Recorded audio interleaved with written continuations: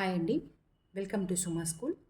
ఒక చీమ పొడవు 6 మిల్లీమీటర్స్, ఒక తూనీగ పొడవు 3.6 సెంటీమీటర్స్ అయినా చీమ తూనీగల పొడవుల నిష్పత్తి. ఆప్షన్స్ చూడండి. 1:3, 1:6, 3:1, 6:1.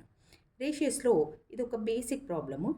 అసలు రేషియోస్ గురించి, అసలు రేషియోస్ అంటే ఏంటి అనే బేసిక్ కాన్సెప్ట్ ఒక హాఫ్ అన్ అవర్ వీడియో ఛానల్లో ఉంది, చూడండి. మీరు కనుక అది చూస్తే అసలు మ్యాథ్స్ తెలియని వాళ్ళకు కూడా రేషియోస్ అంటే ఏంటి బేసిక్ నుంచి అన్నట్టు చాలా లో నుంచి ఎక్స్ప్లెయిన్ చేశాను. ఒక హాఫ్ అన్ అవర్ వీడియో ఛానల్లో ఉంది, చూడండి.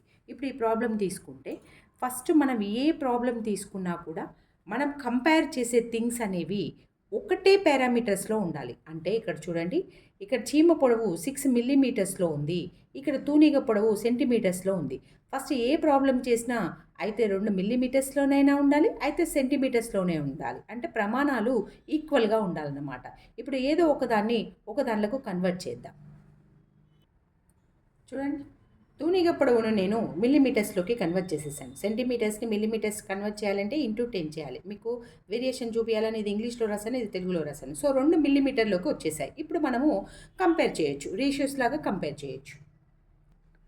చూడండి, 6:36. సో 6 1 జా 6 6 జా దట్ ఈజ్ ఈక్వల్ టు 1:6. ఆప్షన్స్లో ఉందేమో చూడండి. 1:6, 2 అనేది ఆన్సర్. Thank you.